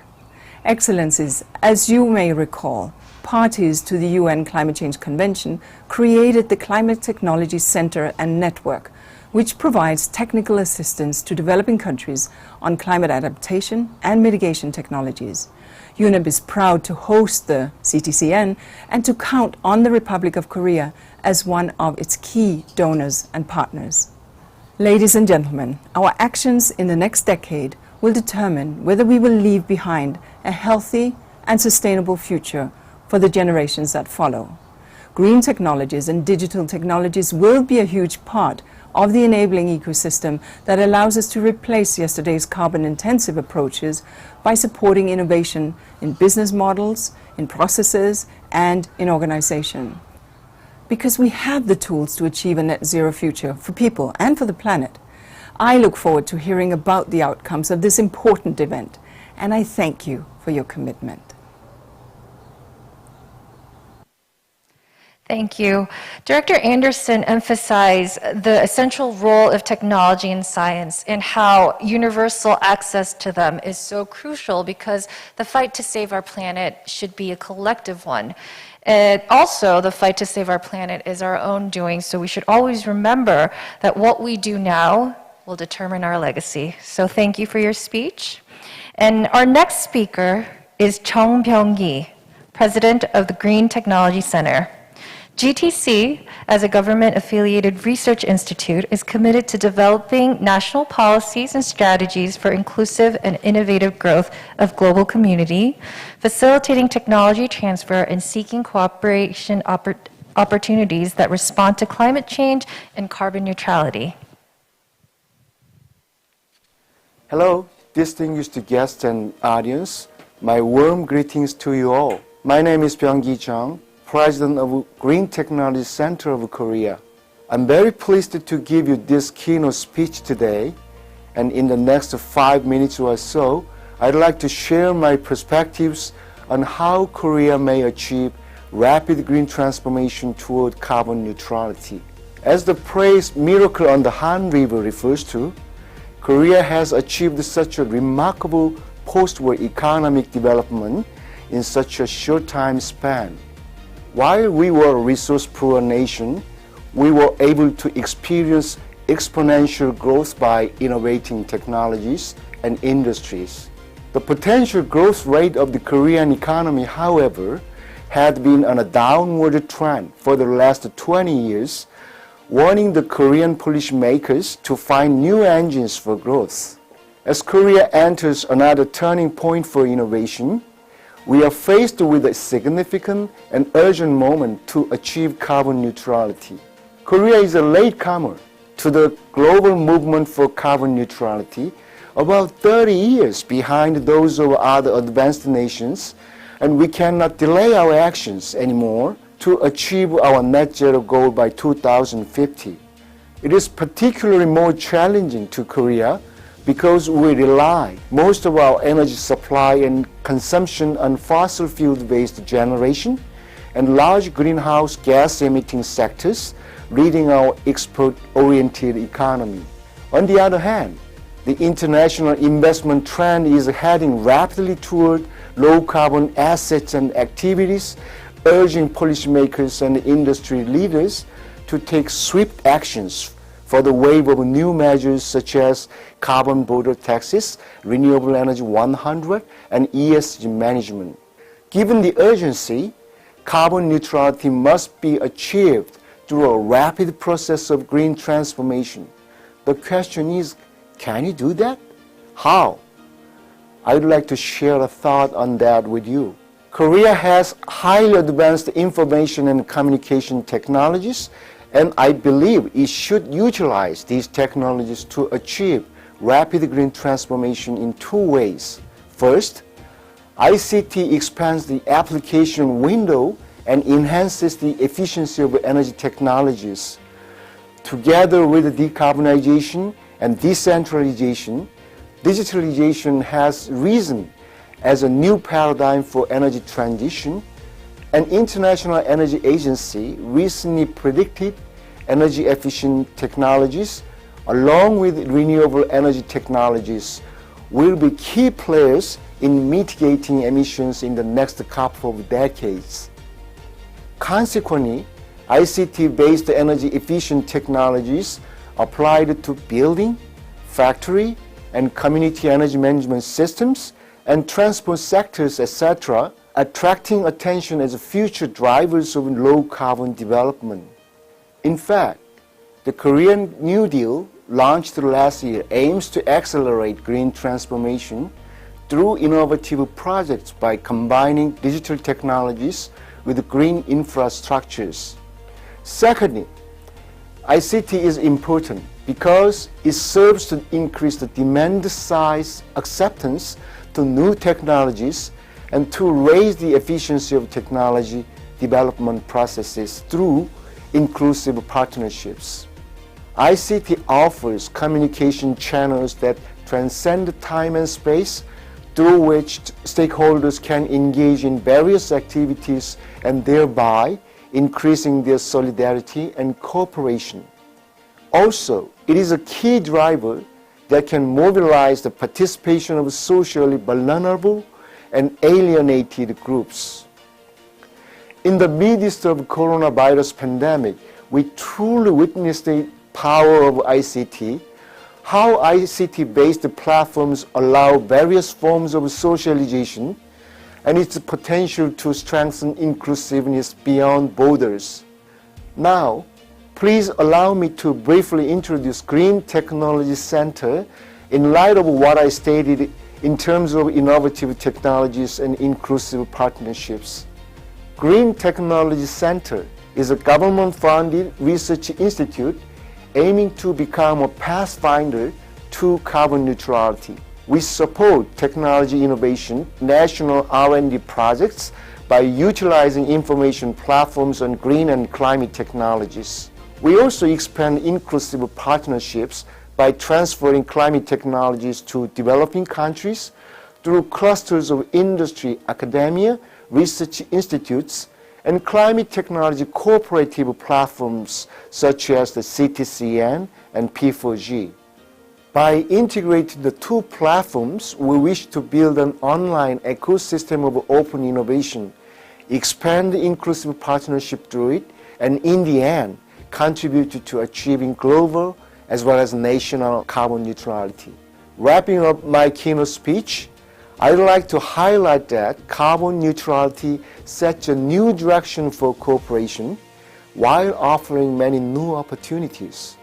As a middle power, Korea should use its advanced green and digital technologies to bridge technology gaps between developed and developing countries and promote inclusive partnerships of various stakeholders to strengthen and accelerate global solidarity in order to achieve the common challenge of carbon neutrality and sustainable development.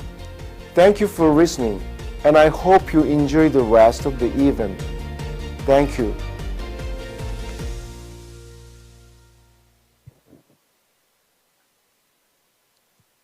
Thank you. As Dr. Jung said, we cannot stress enough the importance of ICT and inclusive partnership in achieving carbon neutrality. And Dr. Jung has painted a very descriptive picture of Korea's commitment to become a bridge that connects advanced and developing nations so that more countries can actively engage in implementing green technology. So thank you. Now it's time for our final panel discussion. On behalf of Executive Director Inger Anderson, Mark Radka, Acting Director of UNEP, is with us today. Back to you, Tyler. Thanks for joining us again on our third and final discussion in today's session on green technology. As you just saw in those speeches, it's very clear that partnership, as P4G emphasizes, is important to the adaptation and implementation of technologies to solve the climate crisis. Let's get the speakers on the screen and get straight into our discussion. So my first question actually is for Mark at the UNEP. So obviously, the UN is an international organization, and you're focused on really creating a space within which people can cooperate to solve this global climate crisis. So when it comes to creating and facilitating collaboration around technology, how can partnerships be designed, implemented, and leveraged to make that collaboration go more smoothly? I think in our experience, there's nothing unique really about climate technology transfer, and so there's a great deal that we can learn from other international successes. And to point out that the challenges internationally are often, just to sort of mirror what challenges exist at the national level. Often. It is complex, of course, and we spend a lot of time in the UN making these theories of change and looking at the pathways through which let's say, different barriers that are linked in complex ways could be overcome. But so often what we find is the real barrier is the lack of a good, predictable, forward-looking government policy regarding technology. And often that hinges on lack of information or confidence to act on the information. So in a sense, the knowledge and confidence to act. And getting accurate knowledge and the confidence in which to make good government policy often depends critically on the information that's provided by the public sector, institutions and so on, but critically on the private sector. I mean, the private sector is the engine of development. It is the place where new ideas, are hatched in a sense through research and development.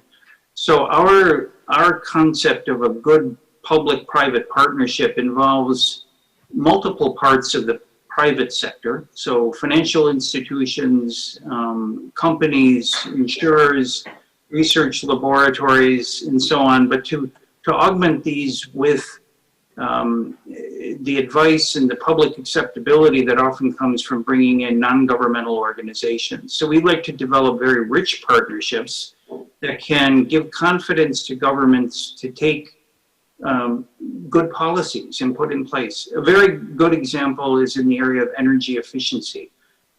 Inger mentioned the importance of near-term technologies. I think earlier one of you mentioned that John Kerry said half the technologies don't yet exist. Well, that means half do exist. And earlier speakers spoke about the barriers of why can't we just put these in place? Right. Well, good information on benefits and costs is essential. Good information on experience in the countries or jurisdictions where technologies have been taken up and proved to be really in the social to the social benefit. So we develop these sorts of rich partnerships. We bring people together, and out of that eclectic mix often comes good advice for governments. Thank you for your response. That's actually just such an insightful response to hear. I never really thought that confidence would be an issue, but it's clear that it is. And using information to build that confidence so that people can move forward together is clearly really important. It brings me to my next question, which is actually for Dr. Jung. So, Dr. Jung, that's pretty much a field that you're working in, right? So GTC actually uses information and communications technologies to try to build partnerships in developing countries to eventually implement technologies to address the climate crisis. So can you give me some examples of how the GTC goes about creating these information pathways or using this ICT to create those partnerships? Okay, thank you for the question. In recent years, actually, GTC has carried out quite a few technology cooperation projects with the developing countries on the basis of their specific demands, with Korea's advanced ICT grafted into them. Many developing countries are actively applying and deploying ICT to improve efficiency of their existing infrastructures.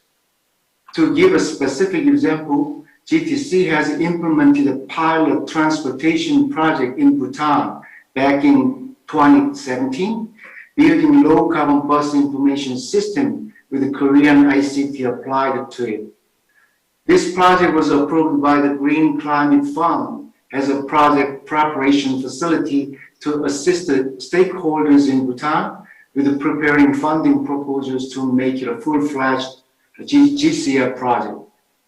Furthermore, I guess that's the answer probably to your question.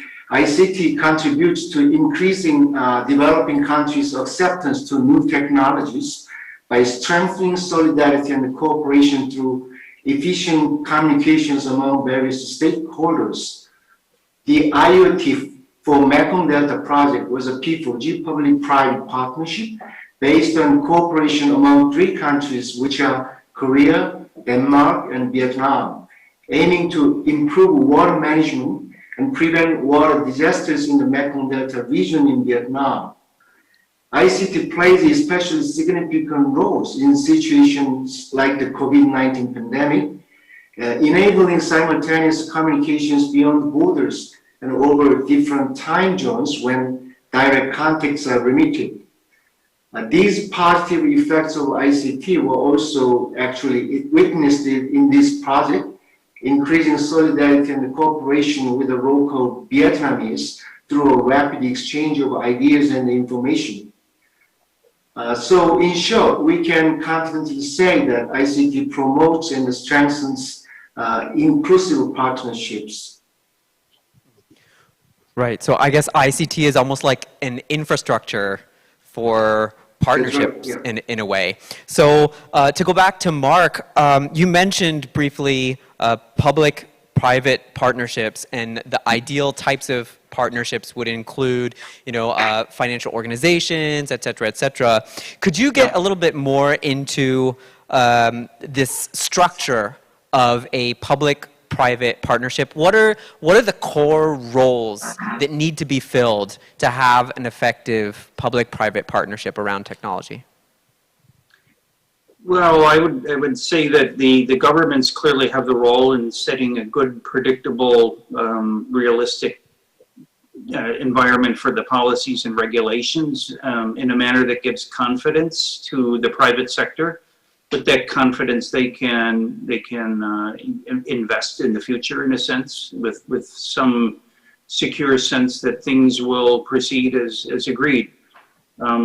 Of course, governments are looking at the public interest, both the short term and the long term. So their interest is usually broader than that of the private sector. Although, as many of the speakers mentioned, that is beginning to shift in a very welcome way. And the private sector is of course the one that has to then do most of the heavy lifting. Of course, with new technologies, we've heard that sensible government policies and financial mechanisms can help defray the cost of early stage R&D. They can provide sort of insurance for when experiments in new technology don't work out as planned. But essentially, it's that policy environment and then unleashing the private sector in a way that channels the creativity in a direction that serves the public good. Thank you for your response. My next question is for Dr. Chung. Actually, you mentioned just a moment ago inclusivity. Inclusivity is such an interesting word. Why is inclusivity so important? And what is it that you expect to see from P4G in terms of inclusivity? Well, there appear to be two factors that determine successful technology cooperation, which are scalability and the sustainability of a project. In order to secure these two factors, actually, we must build, expand, and deepen inclusive partnerships.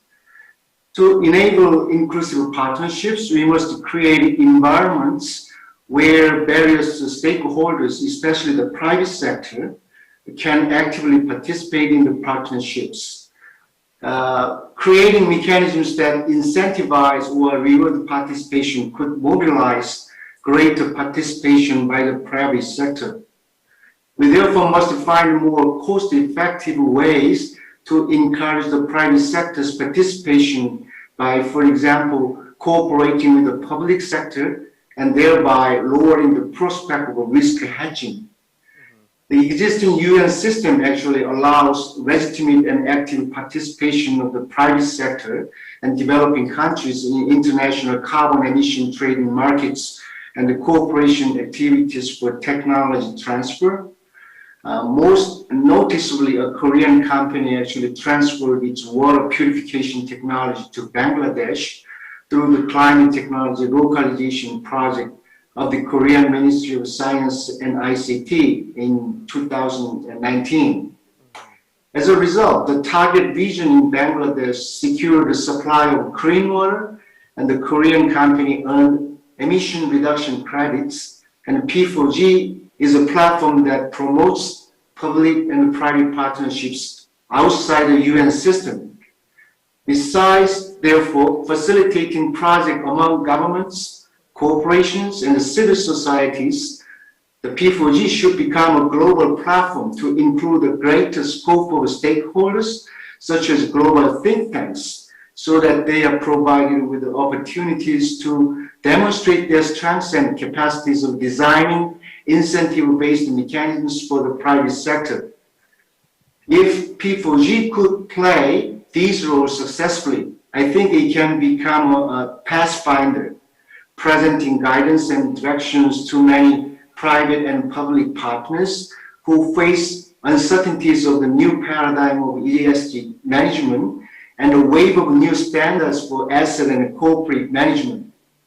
So P4G should utilize the unique characters and positive attributes to catalyze communications throughout a global scope of private and public stakeholders, consolidating technology-based inclusive partnerships for those inside and outside the UN system.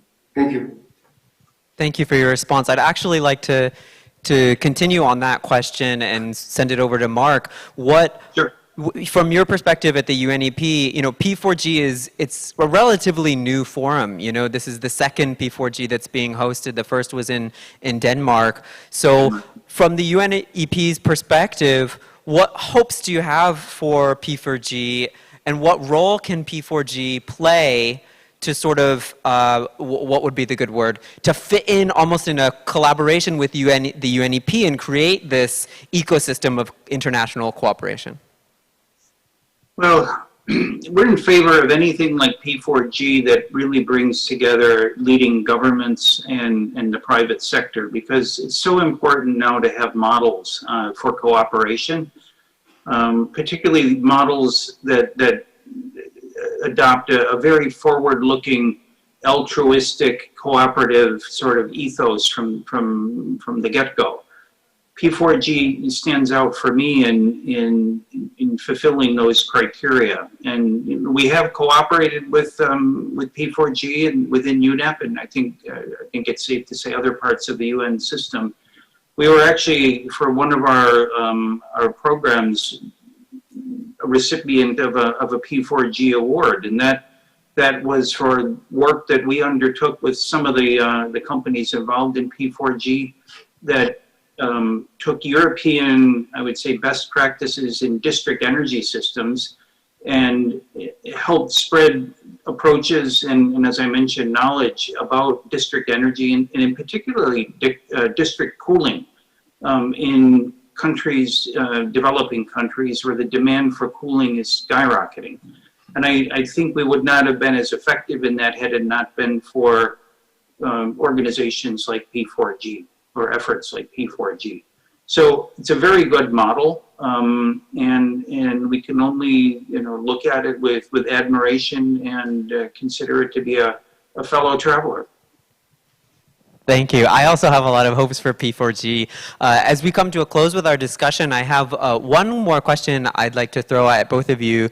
Either of you can take a swing at it. Both of you could take a swing at it. But tons of different, very diverse people are watching this forum, whether they're in the private sector, the public sector, they could be in local or national government, they could be young people, entrepreneurs, business owners. When someone is in the position where in their organization they're thinking, we need to make partnerships in our organization with somebody in a completely different field, right, in order to address that organization's climate goals. What would you say to a person that's working in an organization that needs to accomplish that? What would you say as like your first go-to in developing a structure for a partnership? Where should this person go if they're working in a company or a local government? I think the real answer probably depends on what sector you're in and what country you're in. But the first thing I like to do is look for a good model. See what else is out there, because there really are so many good examples, and often we're thinking about getting to scale, rather than reinventing or starting afresh as if you're the first person to come up with a good idea. So a little bit of homework to find out who else has done this, who's been down this path, how did they structure it, what type of partners did they bring together. I think that's a really wise investment. And the answer, of course, well, it depends a lot on whether you're, in what type of economic environment you're operating and what particular technology or area is of interest. Great, thank you for your response. Dr. Jung, would you have anything to say in terms of where someone should go in their organization to establish a partnership? Well, Nah. yeah, I basically have the same opinion as Dr. Essentially, it, of course, it depends on what kind of, need do you have right now for your, partnership. But I think that, as he said, try to find a good practice model, for your, yeah. Yeah, no, that makes sense. So I have a follow-up quick question for that about, so at GTC, do you also publish, or how should somebody who wants to learn from GTC, where should they go to see the projects that you've conducted? Well, come to the homepage, please. Yeah. Great. Okay, thank you. Well, I think that's all the time we have for this final discussion for today. I'd like to thank both of you for taking the time to join us. I know we're all in different places. I think that this whole forum has been really helpful for a lot of people watching. Thank you for today. Thank you very much. It's a great opportunity. Well, that is awesome, and it was unfortunately our last discussion in this session on green technology. However, P4G is continuing. This is not the last thing that you will see from P4G. If you have not yet had the opportunity, please follow P4G on any social media out there and keep your eyes open, because more partnerships and more technology and more efforts are going to be showing up in your field, and there are a lot of opportunities for you to go out and help to solve the climate crisis. Thank you. Thank you, Tyler, for leading the discussions. That was the third and final session for the Green Technology session. Now, with eminent speakers from home and abroad, we've been able to chart the path for a greener future. Now, all we have to do is act. Act on what we've learned today and become pathfinders in our own ways and pioneer the way to a carbon neutral society. I'd like to thank all the speakers, all the panelists, and of course our moderators, and of course to all the participants who stayed with us until the very end. This concludes the Green Technology session. It was an honor being your MC. Thank you.